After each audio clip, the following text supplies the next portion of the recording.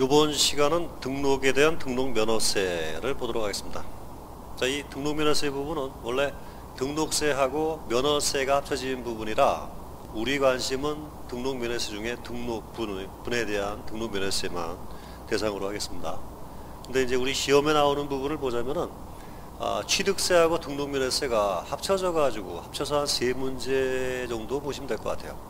그 등록면허세만 가지고 한 문제로 보기도 하지만 어떤 경우는 대부분 취득세하고 섞여서 등록면허세 중에 등록세 분과 취득세가 어떻게 다른지 하는 것들을 물어보는 식으로 문제가 많이 나오기 때문에 일단은 뭐 우리 머릿속에서는 한 문제꼴 정도 보시면 될 것 같아요.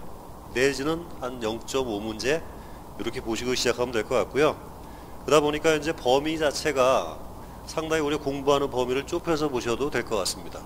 특히 이제 가장 많이 나오는 게 일반 사항들을 물어보는 게 과거에 많이 있었습니다. 그 등록면허세에 대한 그 취지라든가 대상이라든가 또는 어떤 차이가 있는지 취득세와 차이점 그래가지고 요 등록면허세를 얘기를 하면은 등록면허세 그랬는데 사실은 우리는 등록세 분을 얘기를 하는 거예요. 등록세 분을 얘기를 하는 겁니다. 요거는 첫 번째가 가장 많이 나오는 게 뭐냐면 취득세와 등록세 분이라고 하죠. 네, 차이가 어떤 차이가 있는지 이런 걸 많이 물어봤습니다. 옛날에는.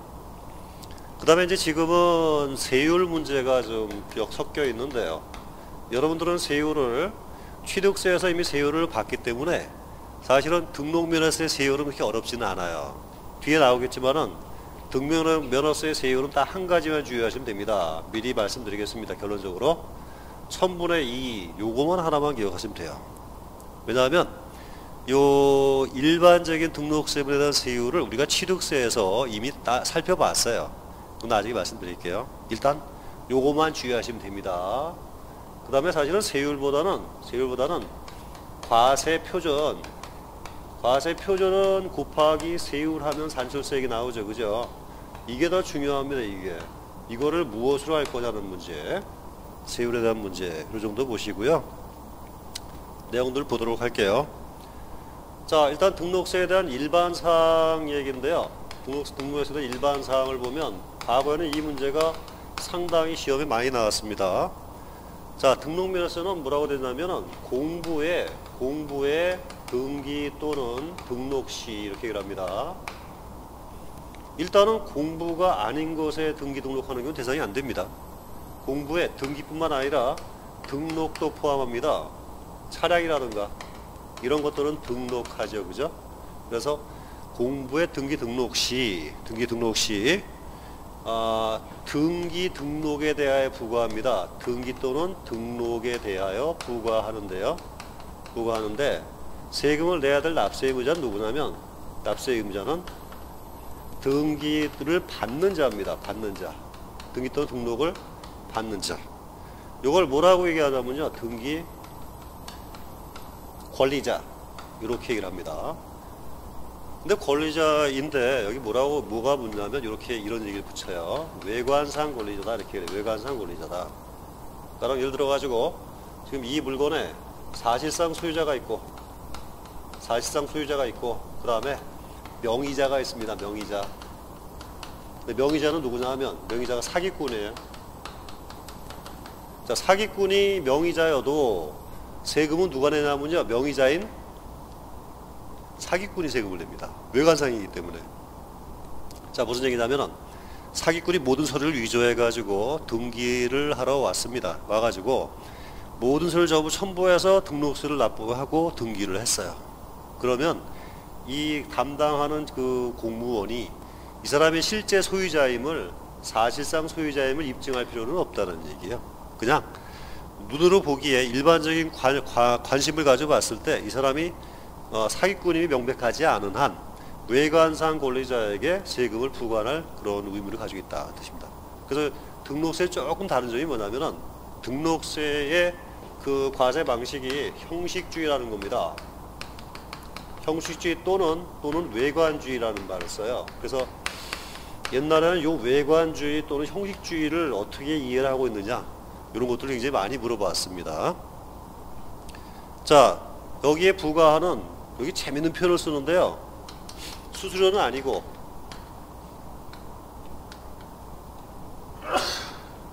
수수료적인 이런 말을 씁니다. 수수료적인 조세다. 수수료는 아닌데 등기나 등록을 한번 움직이면은 세금이 돈이 든다 이런 얘기죠. 그래서 뒤에 보시면 아시겠지만 소위 세금 계산한 다음에 세금이 작으면 일반적으로는 세금을 안 받습니다. 우리 방금 취득세도 봤다시피 그 취득가액이 50만원 이하인 경우는 면세점이라 그래가지고 세금을 안 받지요. 근데 이 등록세 같은 경우는 세금을 구했는데 일정 금액보다 작으면 올려받아요. 소위 부동산 같은 경우에 6천원 미만이면 6천원 올려받거든요. 그래서 이게 뭐냐면 이게 수수료적인 성격을 가지고 있기 때문에 그래요. 그래서 이것도 옛날에 문제 지문에 이런 것들이 나왔었죠.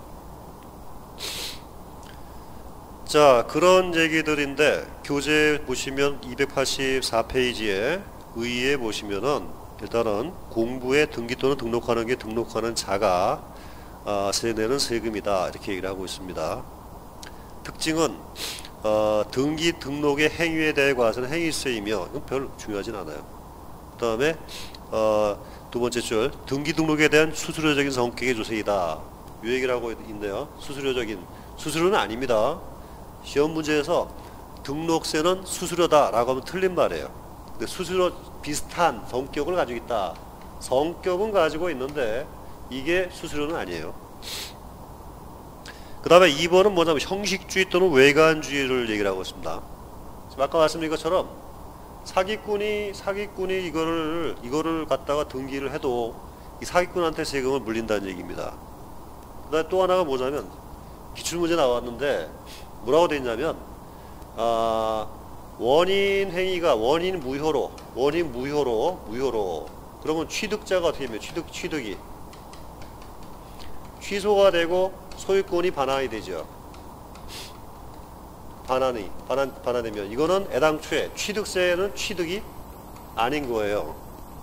자, 근데요 여기서 이거를 취득은 아닌데 이 등록세분 있죠. 등록세분 여기에 대한 문제는 요거는 반환을 안 해줍니다. 무슨 얘기냐면요, 이 사기꾼이 사기를 쳐가지고 등기를 넘겨받았다가 나중에 실제 소유자가 소송을 걸어가지고 이 소유자가 이 명의를 다시 찾아왔습니다. 사기꾼한테. 그러면 이제 원인 무효로 돌려받는 거죠. 근데 이 사기꾼이 억울한 거예요. 억울해가지고 사기꾼이 소송을 걸었습니다. 법원에. 어떤 소송을 걸었냐면은 내가 낸 등록세 돌리도 라고 소송을 걸었어요. 왜냐? 원인 무효이기 때문에 이 사기꾼은 등록세 납세 의무 자체가 없다라고 주장한 거예요. 근데 대법원 판례가 어떻게 나왔냐면은 등록세는 외관주의 또는 형식주의이기 때문에 애당초에 냈던 세금은 사기꾼이건 누구건 납세 의무가 성립한다. 따라서 원인 무효로 소유권이 반환되어도 이미 냈던 등록세는 돌려주지 아니한다라고 했어요. 그래서 돌려주지 않는다 이런 얘기를 했습니다. 자, 일반 사항은 이 정도로 볼게요. 이 정도로 보시고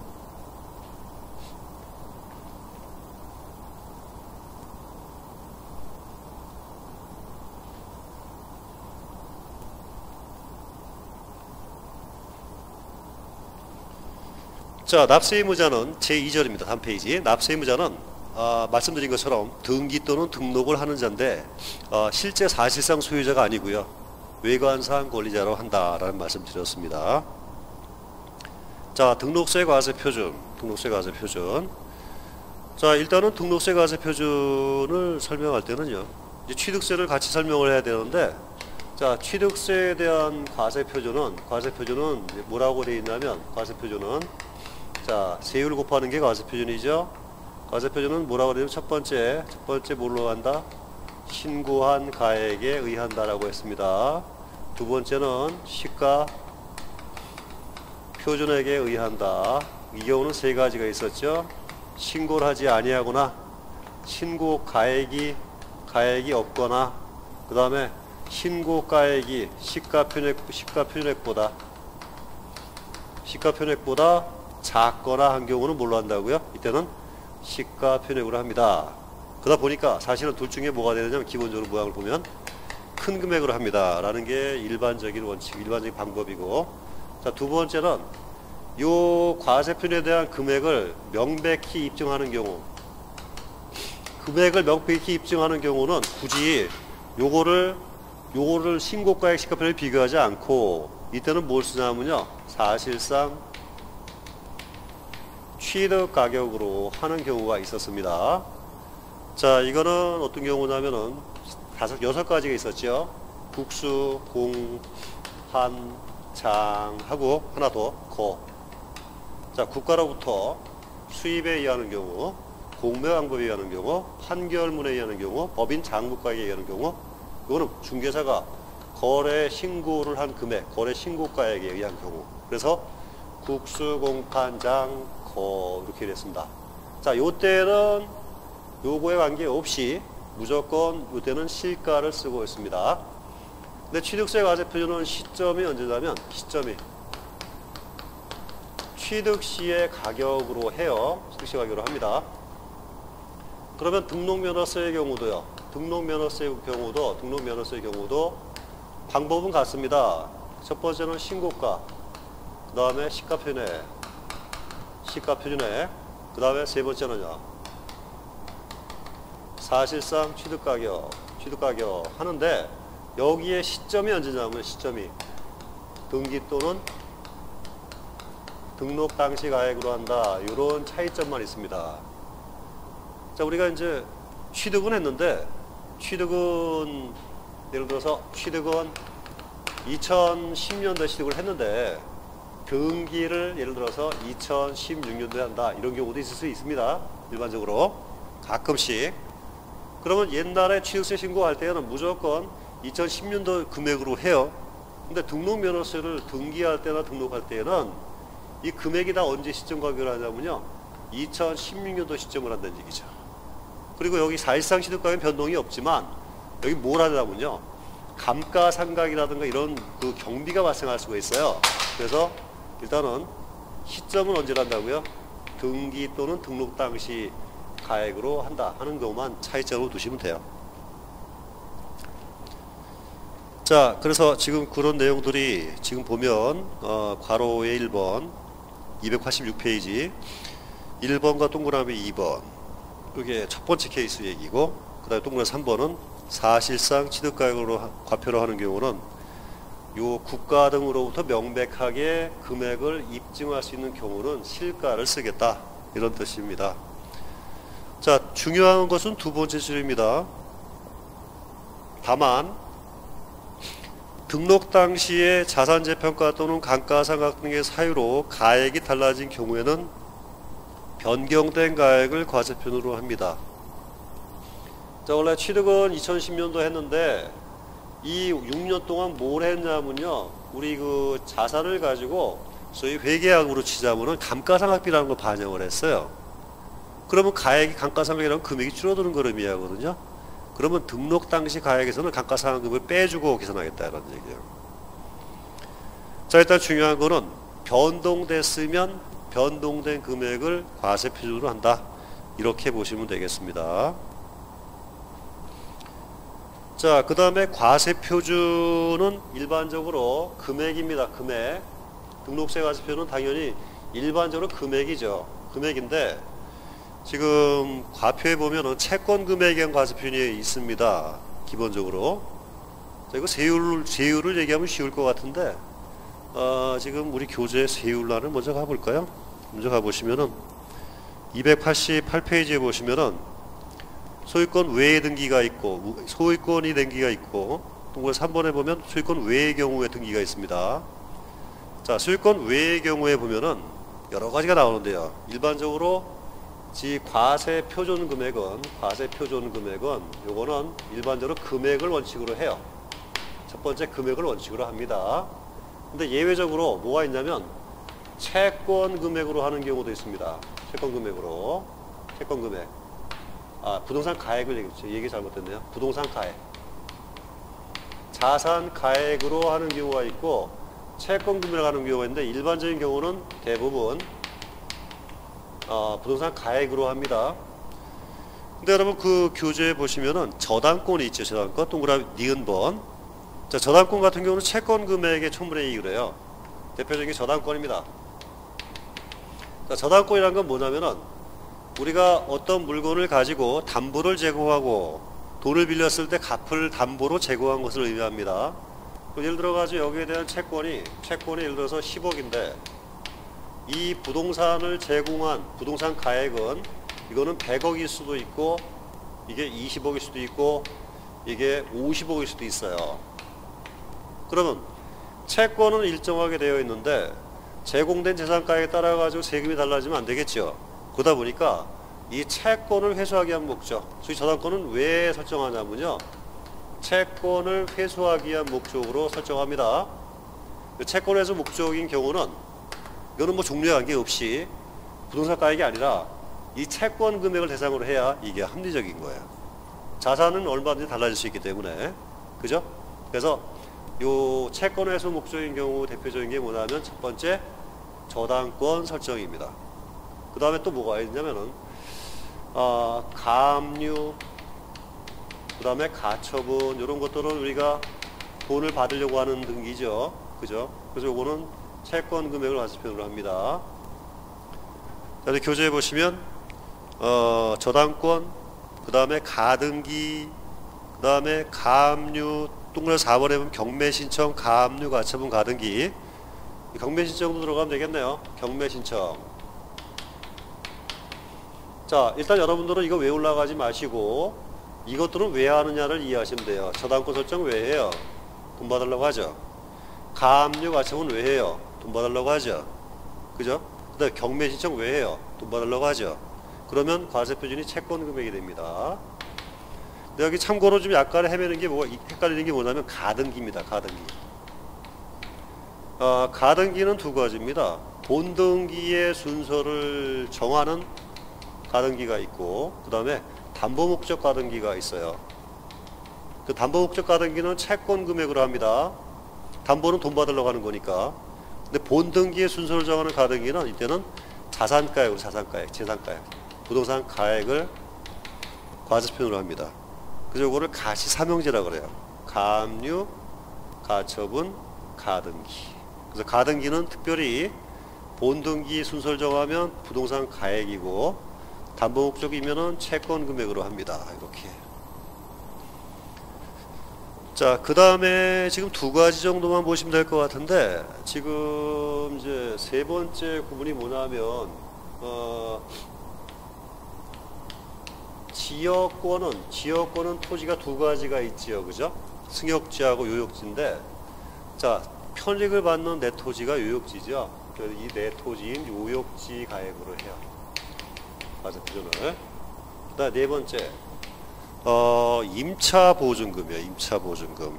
우리가 지금 보면은 임차권이 나옵니다. 임차권. 요게 좀 헷갈리는 게 왜 구분해 놨냐면은 임차권은 보증금 얘기를 많이 하거든요. 보증금 아니에요.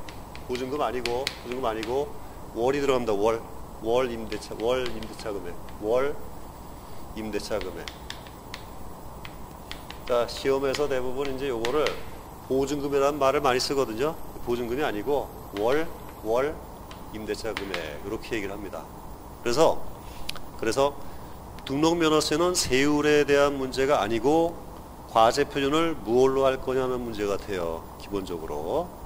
특히 요거 월 임대차 금액, 요역지가액, 그 다음에 채권 금액을 뭐로 할 건지, 그런 것들 일반적인 경우 문제가 잘 안 됩니다.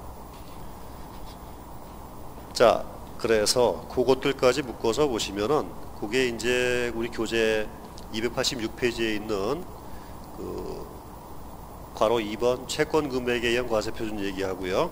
그 다음에 괄호 3번 권리에 대한 과세 표준 얘기, 요것들을 지금 묶어 가지고 같이 봤습니다. 자, 그럼 괄호 2번 밑에 있는 동그라미 1번을 좀 봐주시겠습니다. 자, 일단 채권 금액에 의한 과세 표준을 적용할 때는 일반적으로 채권 금액을 과세 표준으로 해요. 저당권 설정하게 되면은 관련된 채무가 얼마냐 이거 가지고 하는데요. 채권 금액을 적어주지 아니하는 경우가 있습니다. 그럴 때는 대부분 제한되는 금액이 뭐가 있냐면은 채권 최고액금이라는 게 나타나죠. 그걸로 하겠다는 뜻입니다. 자, 채권 금액이 있으면 채권 금액으로 하고, 없을 때에는 채권의 목적이 된 것의 가액 또는 제한 목적이 된 금액, 대부분 그 채권 최고액금 그래가지고 실제 채권액의 한 130% 정도 잡아놓는 것들, 이런 것들 대부분 기재를 많이 해주죠. 그런 금액을 채권으로 보겠다, 이렇게 되어 있습니다. 자, 이렇게 해서 이제 과세표준 얘기 말씀드렸고요. 그 다음에 이제 등록세 세율은 생각보다 간단합니다. 자, 왜냐하면 지금 세율이, 등록세 세율은 지금 기본적으로 보자면 역시 일반 세율과 그 다음에 중과세율로 나눠집니다.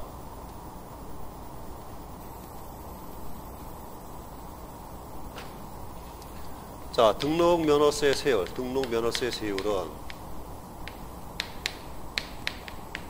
자, 일단은 첫 번째 일반 세율이 있지요. 일반 세율이 있는데, 일반 세율은 당연히 표준세율이라는 용어를 써요. 법전에 나와 있는 통상 적용해야 될 세율, 통상 적용해야 될 세율이죠. 적용해야 될 세율을 얘기를 합니다. 자, 그 다음에 표준세율 나오면 또 뭐가 나냐면 탄력세율이라는 말이 나와요. 탄력세율. 자, 원래 기본적으로 지방세는 탄력세율을 전제로 합니다. 전제로 하는데, 이 탄력세율이라는 거는 더하거나 또는 뺄 수 있는 세율인데요. 이 기본되는 세율을 요거를 표준세율이라고 합니다. 그래서 표준세율은 사실은 탄력세를 적용할 때에 기본되는 세율을 표준세율이다 이렇게 얘기를 해요. 그럼 탄력세율은 뭐에 의하냐면요, 조례의 근거가 있어야 돼요. 조례 근거에 따라서, 이 조례는 누가 만든 거라 그랬었죠? 조례는 지방자치단체의 의회가 정하는 법규를 의미합니다. 그래서 지방세는 지자체 의회, 그러면 항상 뭐가 나와요? 조례. 그래서 일단은 이 방법은 지금 표준세율에다가 표준세율 플러스 마이너스 표준세율 자체를 놓고 표준세율의 절반을 더하거나 뺄 수 있다, 이렇게 되는 겁니다. 그러면 이제 탄력세율 제도가 아니면 표준세율이라는 말 자체가 의미가 별로 없죠. 그죠? 결국 탄력세를 적용할 때 기본되는 세율을 표준세율이라고 한다, 이렇게 보시면 됩니다. 자, 그 다음에 중과세율이 있는데요. 무거울 중자를 씁니다. 중과세율. 그래서 일반세율과 중과세율 두 가지가 있다, 이렇게요. 요거는 뭐가 있냐면은 법인의 본점 또는 지점, 본지점에 대한 설치, 그 다음에 전입. 자, 여러분 이렇게 되면 뭐가 나왔습니까? 전입하게 되면은요, 관련돼 가지고 취득세에서 대도시 내에서의 중과세, 부동산 중과세가 있었는데, 이때 뭘 과세하냐면 법인 등기를 중과세해요. 법인 등기를 3배 중과세하는 규정이 있습니다. 이거 별로 중요하지 않습니다. 왜냐하면 법인 등기이기 때문에. 부동산 등기가 아니죠.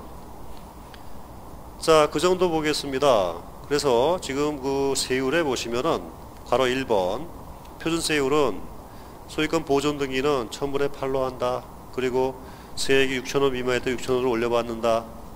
이게 일종의 뭡니까? 아까 수수료적인 성격이라는 말을 했었죠. 세율 계산해 보니까 금액이 6,000원이 안 나온다 그러면은요, 그냥 올려서 받습니다. 왜냐하면 등록면허세의 성격 중에 수수료적인 성격이 있다. 그래서 한번 움직이면 기본적으로 세금이, 그 비용이 6,000원 될 것이다, 이렇게 되어 있습니다. 그 다음에 다음 페이지입니다. 소유권의 이전 등기. 유상으로 소유권 이전 등기는 부동산 가액의 1000분의 20, 무상으로 이전하는 경우는 1000분의 15, 상속은 1000분의 8. 자, 여러분 요거 사실은 세율을 외울 필요가 없다는 얘기가 뭐냐면은, 등록면허세 소유권에 대한 세율을 보면 요거 기억날라나 모르겠네요. 유, 증, 보, 상, 분 이렇게 나오잖아요. 그죠? 그러면 지금 요 분은 빼고 보면 유가 얼마였습니까? 20, 15, 8이었잖아요. 지금 요 등록면허세를 지금 얘기하고 있는데, 지금 우리가 취득세에서 기억했던 요거하고 율이 정확하게 같지요. 그죠? 그러다 보니까 요 취득에 대한 부분은 문제가 안 됩니다. 그럼 나머지 뭐가 있냐면 아까 미리 말씀드렸지만 1000분의 2가 중요하다고 말씀드렸습니다. 아까 지금 소유권 외의 경우는 전부 다 1000분의 2의 세율을 적용하고 있습니다. 요것만 기억하시면 돼요. 그래서 이제 일단은 자, 동그라미 3번입니다. 소유권 외의 물권과 임차권 설정 및 이전은 전부 다 지상권 등등등 경매 신청 등등등인데 전부 다 세율은 1000분의 2입니다. 사실은 여기다가 하나 더 붙이면 88 밑에 뭐가 됩니까? 3 다음에 2가 되겠죠. 어쨌건 소유권 외의 경우는 세율이 1000분의 2다. 이렇게 보겠습니다. 자, 그 다음에 동그라미 5번. 그 밖의 등기, 말소 등기, 변경 등기 등은 건당 6,000원. 자, 그럼 요거는 예를 들어 가지고 지금 6,000원 곱하기 10건 하면 요게 6만 원이 나오죠. 요게 뭐가 돼요? 과세 표준, 요거를 세율, 요거를 산출 세액 이렇게 얘기를 합니다. 그럼 과세 표준이 대부분 세율이 대부분 어떻게 되냐면요. 얘기가 바뀌었네요. 이게 바뀌었습니다. 10건 곱하기죠. 10건 곱하기 6,000원 이렇게 됩니다. 그럼 원래는 과세 표준이 금액이고 세율이 퍼센티지인데 이거는 세율이 금액이에요. 그리고 과세 표준이 건수죠. 이건 수량 아닙니까? 그죠? 수량. 과세 표준이 수량을 따라가는 걸 뭐라고 하냐면 이거를 종량세 이렇게 얘기를 합니다. 그러면 종량세의 경우는 세율이 금액으로 나와요. 세율이 금액으로 나타납니다. 그래서 여러분들이 나중에 혹시나 종량세란 말이 나오면 등록면허세 중에 건당 6,000원짜리 있었죠. 요거에 대한 것만 여러분 하나만 알아두시면 돼요. 그래서 종량세 나오면 무조건 뭐라고요? 등록면허세 종량세 제도가 있다. 이렇게 보시면 됩니다. 자, 그래서 등록면허세 세율은 1000분의 2만 주의하시면 된다. 이런 얘기입니다.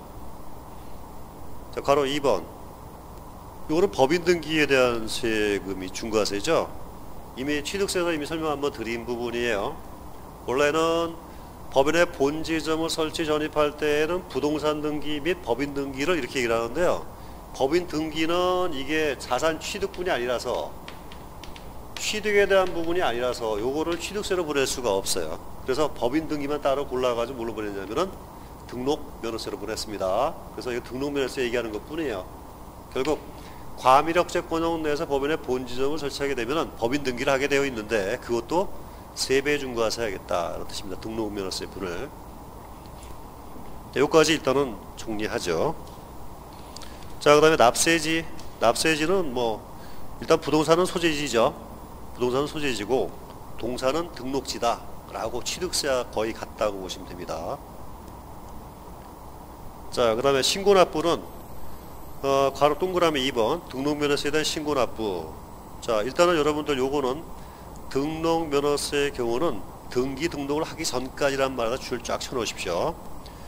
자, 일단은 기본적으로 등록면허세에서 등기는 원래 가장 제한을 받는 것이 부동산 실명 관련 법률입니다. 그래서 기본적으로 등기를 안 하게 되면 그 부동산 실명 관련 법률에 따라서 불이익을 받는데 그때 과징금이 기본적으로 최대 30%까지 나와요.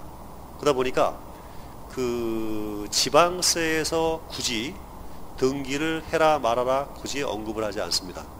불이익을 안 주겠다는 건 아니고 이미 다른 근거 법률에 의해서 불이익을 많이 받고 있기 때문에 굳이 지방세에서 등기 등록을 강요하지 않습니다. 그러다 보니까 등기 등록을 원하면 등록세를 내고 등기를 해요. 절차가. 그러다 보니까 결과적으로 어떻게 되냐면요. 등록세를 내는 시점이 등기 등록하기 전까지가 돼버려요. 등기 등록 하려면 내고 등기 등록을 하기 때문에. 그래서 등기 등록을 하기 전까지 신고 납부를 해야 한다. 이렇게 얘기를 하고 있습니다. 자, 다음 페이지요. 290페이지. 가산세는 일단 설명 생략하겠습니다. 기본적으로 취득세와 동일하다. 신고불성실과 납부불성실은 동시에 적용된다. 하나 정도 알아두시고요. 그다음에 부가세. 자, 기본적으로 부가세는 지방교육세가 붙습니다. 원래 본세가 등록면허세죠.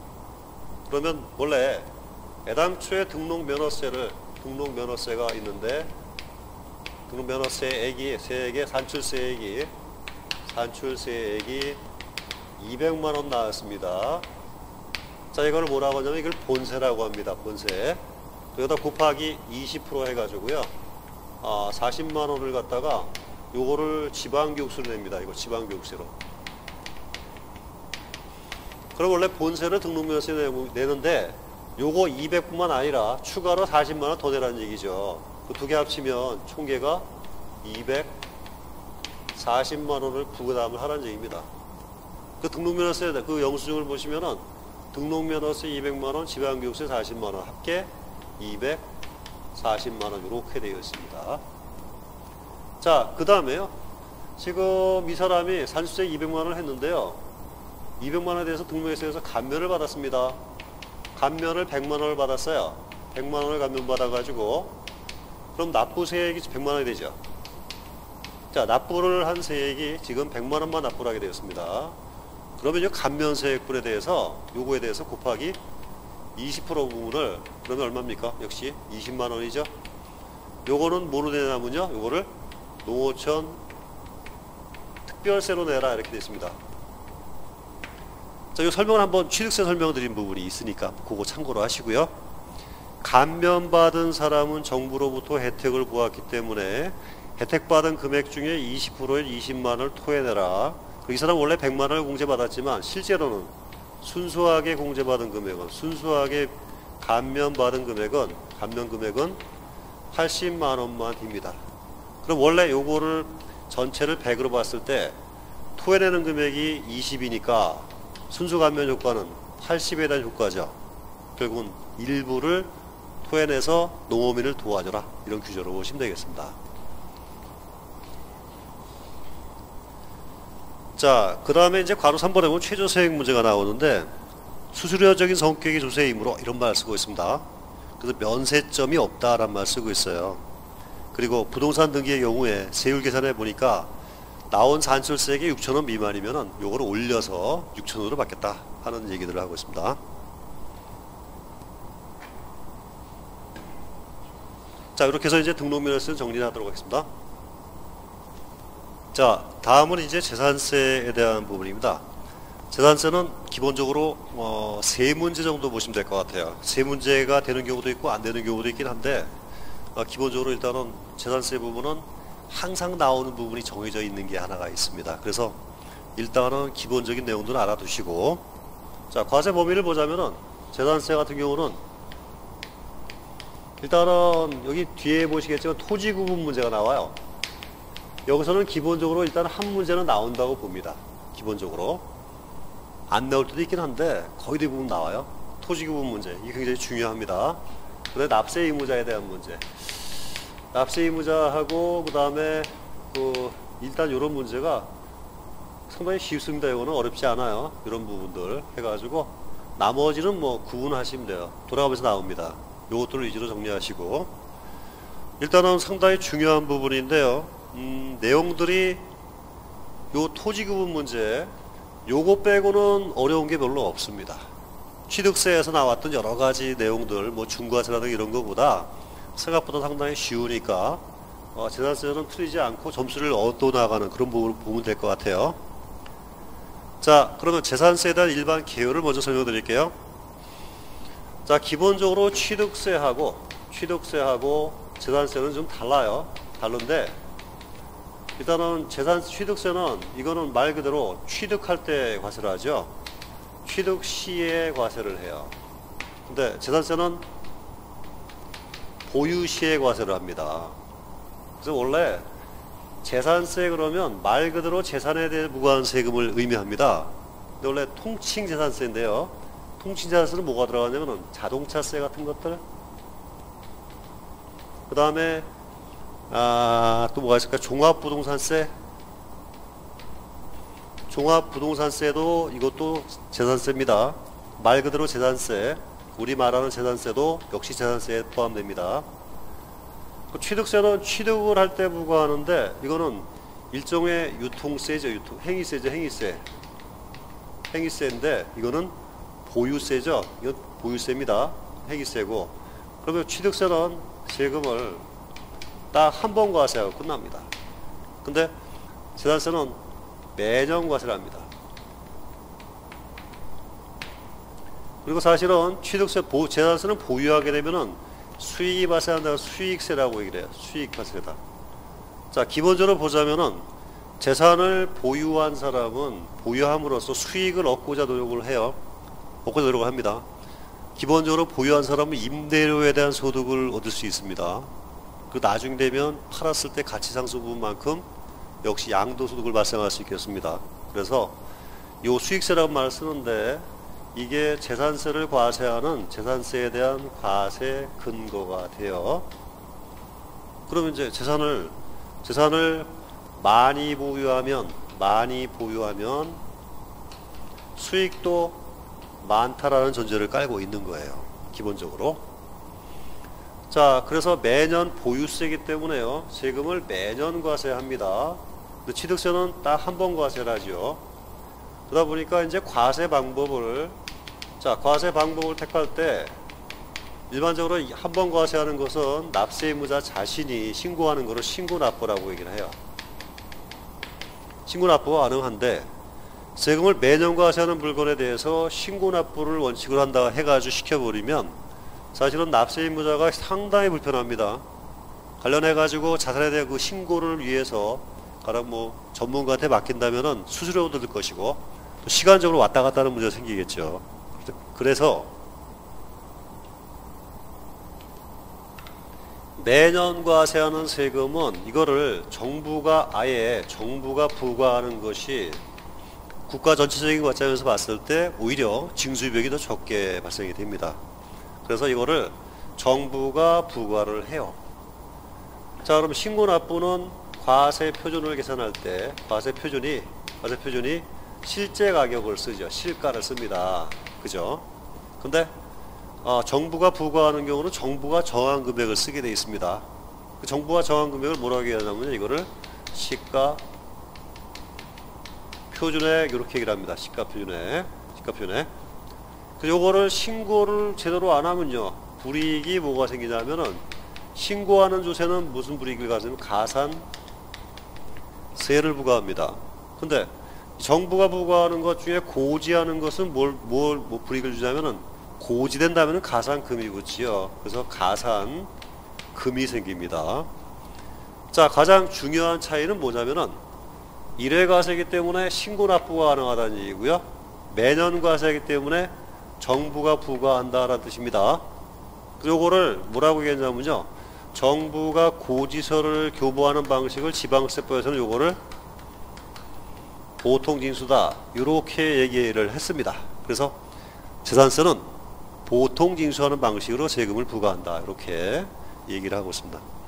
자, 일단 이 얘기들은 이제 뒤에 가서 다시 볼 테니까 일단 이런 얘기들이 있다라고 정도만 알아두시고 넘어가겠습니다. 자, 우리 교재 291페이지. 재산세는 보유하는 자에게 소재지 관할 시장 군수구청장이 납세지가 소재지라는 얘기죠. 보통징수 방법으로 고지서를 발부하는 보통징수 방법으로 징수하는 지방세이다. 자, 특징은 보유세죠. 그 다음에 물세 얘기는 나중에 하겠습니다. 지금은 안 하고 나중에 하도록 하죠. 일단 물세라는 거는 인적인 사항을 고려하지 않고 물건별로 각각 과세한다 이런 뜻이에요. 자, 그래서 2번 얘기 나중에 하고요. 그 다음에 3번 얘기 할 필요도 없습니다. 왜냐하면 원래 실질과세 원칙이기 때문에 현황에 따른 과세라는 거는 기본적으로 실질과세 원칙을 따라간다 이렇게 보시면 돼요. 그래서 일단 실질과세 원칙을 적용한다 이렇게 보면 되겠습니다. 자, 과세 대상은 굉장히 중요합니다.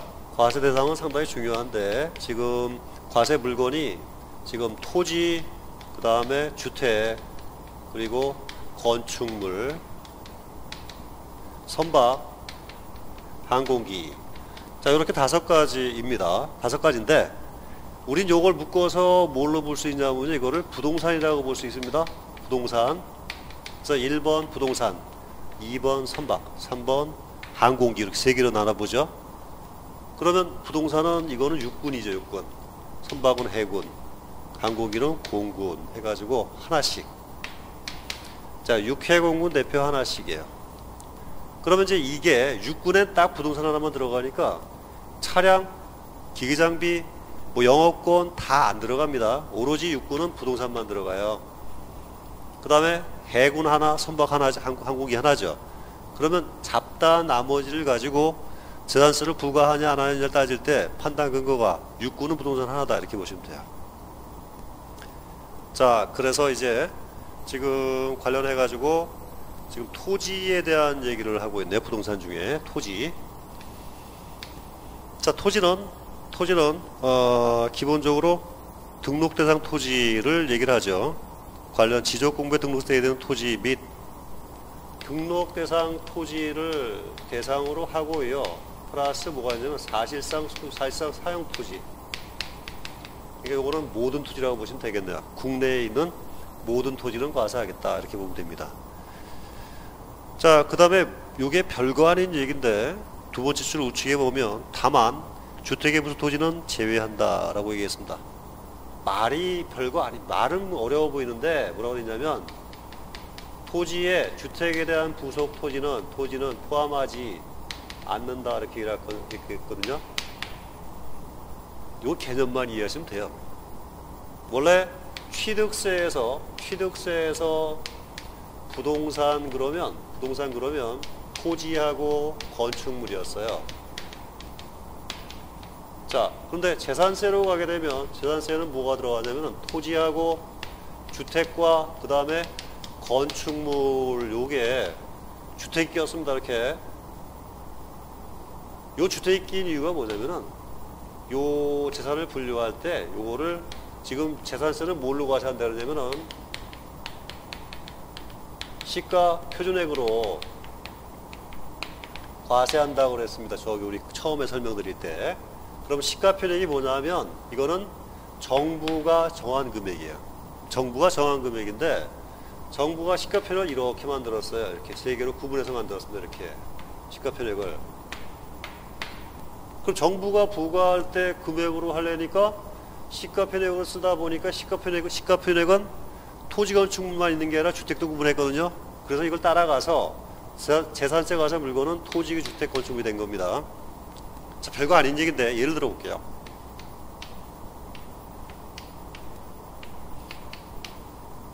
자, 지금 전국에 토지 건축물이 딱 하나, 세 개밖에 없다라고 보겠습니다. 건축물, 토지. 취득세 규정에 의하자면은 토지가 3개, 건축물이 3개예요. 그런데 이 두 개는 상가입니다. 상가. 요거는 주택입니다. 자, 일단은 취득세 규정에 의하자면은 상가건 주택이건 건축물이 3개고 토지가 3개입니다. 그렇죠? 이거는 뭐 이론 여지가 없는데 이거를 재산세로 넘어오게 되면은 재산세는 정부가 정하는 시가 표준액을 기준으로 하다 보니까 시가 표준액이 토지, 주택, 건축물을 구분을 합니다. 그러다 보니까 토지가 있고 건축물이 있고 또 뭐가 있냐면 주택이 있어요. 이렇게요. 구분이. 그러면은 건축물은 1, 2가 됩니다. 이렇게. 토지도 1, 2 이렇게 됩니다. 토지는 2개, 건축물 2개 이렇게 되는 거예요. 그 다음에 요 시가 표준액을 구분할 때 주택은 토지와 건축물을 구분하지 않고 이거를 일괄해서 고시하기로 했어요. 일괄고시. 자, 여러분들 지번에 들어가서 찾아보면은 이게 토지 건축물을 주택은 구분이 안 돼요. 그냥 얼마 이렇게 나오거든요. 요거를 표현하기를 일괄고시한다 그래요. 자, 그러다 보니까 주택은 요걸 합쳐서 주택이 1개가 되는 거예요. 그래서 주택은 1개 이렇게 그래. 1개. 주택은 토지 건축물을 구분하지 않는다는 얘기고, 그러다 보니까 요게 뭐라고 되어 있냐면요. 주택분은 어떻게 한다가 토지는 지금 몇 개로 본 겁니까? 토지 2개로 봤죠? 그러면 주택분에 포함되는 토지는 포함하지 않는다. 2개로 보겠다는 얘기예요. 그 다음에 건축물에도 뭐는 빼죠? 주택분 건축물은 포함하지 않는다 이렇게 얘기를 합니다. 결론, 상가와 주택은 구분한다 이런 뜻이에요. 상가분과 주택부분은 구분한다. 두 번째, 주택은 토지 건축물을 구분하지 않는다. 일괄고시한다. 이런 차이점이 있습니다. 자, 그런 얘기들을 지금 건축물까지 여러분들 내용을 보겠습니다. 그래서 다음 페이지에 보면은 293페이지에 위에 토지에 대한 과세 대상 구분은 제가 나중에 보도록 하겠습니다. 그 다음에 두 번째, 건축물은 이제 대충 말씀을 드려야 되겠는데, 건축물이란 취득세 과세 대상인 건축물을 얘기를 합니다. 취득세법상 취득세 대상인 건축물을 의미합니다. 그래서 요거는 위임을 하고 있습니다. 뭐 특별한 물건은 아니고, 다만 293페이지 맨 밑에 줄, 다만 주택용 건물은 제외한다. 요 말, 주택용 건물은, 주택용 건축물은, 주택 건축물은